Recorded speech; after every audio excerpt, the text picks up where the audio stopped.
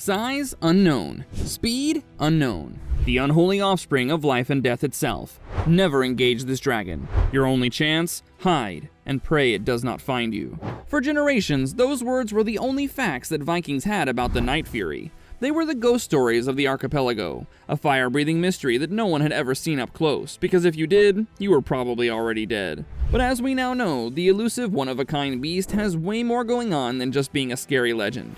They have a history, a biology, and a tragic backstory that nearly wiped them from existence. Today, we're going through everything there is to know about the Night Fury species, from their genocide to their retreat into the hidden world. Let's get into it. For the longest time, the only information Vikings had gathered on this rare dragon was the whistling sound of its speed cutting through the night sky, followed by a bright purple light and finally a massive explosion. They were considered the most mysterious and fearsome species, primarily because they're nocturnal. Their jet black scales allow them to blend seamlessly into the night sky, making them almost invisible. The only warning you get is the sound of the dive bomb and the disappearance of stars as it passes by.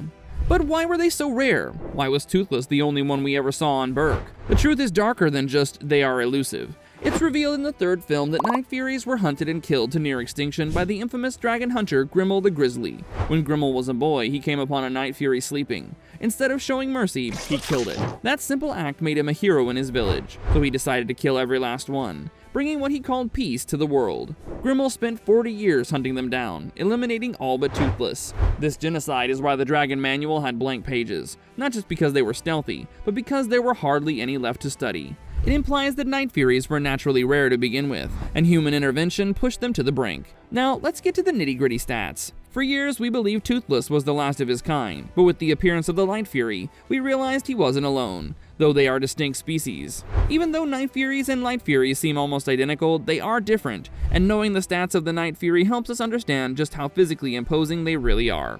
Physically, the Night Fury is of medium build with jet black scales. In terms of pure size, Night Furies are actually larger than their Light Fury cousins. A Night Fury's body is around 26 feet or 7.92 meters long. Compare that to a Light Fury, which averages only 22 feet or 6.7 meters. The same goes for the wings. The Night Fury boasts an impressive wingspan of 45 feet. That's 13.72 meters of lift power. The Light Fury comes in shorter with a wingspan of 42 feet or 12.8 meters. Because of this size difference, the Night Fury is the heavyweight of the two. The average weight of a Night Fury is 1776 pounds, which is 805 kg, while the Light Fury weighs only roughly 1600 pounds. It's not just size, it's build. Night Furies somewhat resemble an axolotl, a gecko, and a black panther in general appearance. They have ridges around the middle of their face, a feature Light Furies don't have at all. Also, Night Furies have 3 sets of ear-like appendages on their heads, while Light Furies only possess 2 sets. And we can't forget the spine. In How to Train Your Dragon 2, Valka showed Hiccup hidden spines on Toothless' back that even Hiccup didn't know about.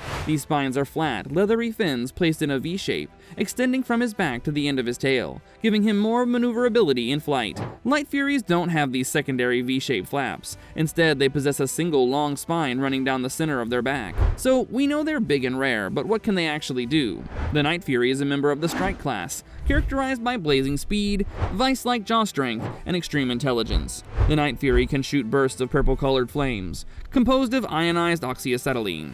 These aren't just fire, they're plasma blasts that explode upon impact. They can control intensity, from a blast that just knocks a person off their feet to one that can destroy an entire battlement or stun other dragons. While it's implied the shot limit is 6, we've seen Toothless fire more than 10 shots in the first film, and even 15 in the episode Frozen, suggesting they recharge quickly.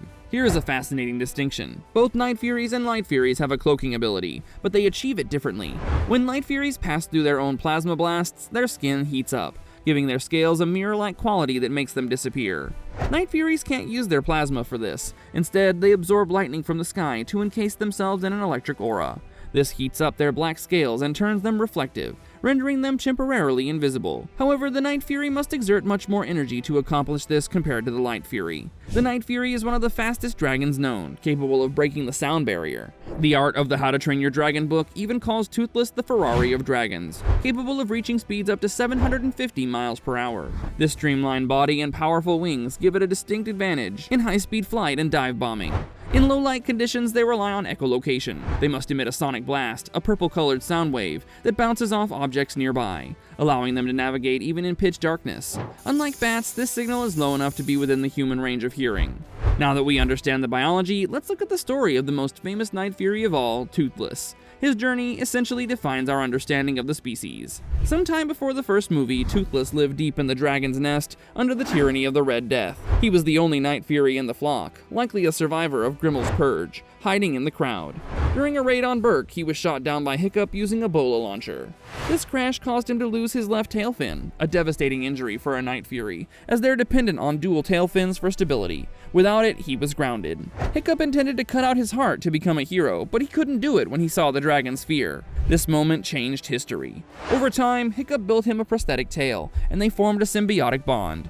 Toothless couldn't fly without Hiccup, and Hiccup couldn't find his place in the world without Toothless. They defeated the Red Death together, a battle where Toothless proved a Night Fury could knock a massive titan to the ground in a single blast. The story evolves in the second film. Toothless and Hiccup face Drago Bloodfist and his Bewilderbeast. In a tragic turn, Drago's Alpha takes control of Toothless, forcing him to kill Stoic the Vast. But the bond between Rider and Dragon was stronger than the Alpha control. Toothless broke free, something no dragon had done before, and challenged the Bewilderbeast. This is where we see the Alpha mode, or Titan Wing stage. Toothless' spines, nose, and mouth glowed with translucent blue light, and his shot limit seemed to disappear. He defeated the Bewilderbeast and became the Alpha of all dragons, with every species bowing to him. In the final chapter, Toothless discovers he isn't quite the last of his kind, or at least there's a subspecies compatible with him, the Light Fury. After defeating Grimmel, Hiccup realized that dragons would never be safe in the human world. Toothless, now the king of dragons, led all the dragons of Berk to the Hidden World, the ancestral home of dragonkind. Years later, we see that Toothless and the Light Fury became mates and had 3 hybrid offspring known as Nightlights. These distinctive black and white dragons represent the future of the species, carrying the legacy of the Night Fury forward. We can't talk about the story without talking about the soul of the dragon. The Night Fury is exceptionally intelligent, surpassing nearly all known dragon species. Toothless can understand verbal and nonverbal cues, and even displays a sense of humor. They are generally expressive animals. Toothless' pupils dilate when he's happy and narrow to slits when he's aggressive. Their ear nubs are constantly perking and dropping to signal their emotions, just like a cat or dog. In fact, the Night Fury's personality is a mix of a horse, wombat, kangaroo, bat, snake, dog, cat, panther, and a bird of prey. They lick themselves like cats, hang upside down like bats, and spin in circles before sleeping like dogs. The mix of feral power and puppy-like loyalty is exactly why the Night Fury went from being the unholy offspring of death to man's best friend. The Night Fury is a creature of contradictions. It's a lethal stealth bomber capable of supersonic flight and plasma destruction, yet it possesses deep empathy and loyalty. It was hunted to the brink of extinction by Grimmel, yet survived to become the king of the Hidden World. Toothless may be the last pure Night Fury we know of, but his legacy lives on through the Nightlights and the Legends of Berk. From the 26-foot length to the 1776-pound frame, every inch of this dragon was built for survival and dominance. Understanding the Night Fury adds so much depth to the How to Train Your Dragon saga. More than just a dragon, it was a king in exile. Yet like all creatures, the Night Furies have certain weaknesses. But what if there was a dragon that didn't have such a restriction? Well, that's the subject of this other video. Click on this video to see what it would look like if we created the strongest dragon in How to Train Your Dragon history. Go ahead, click it.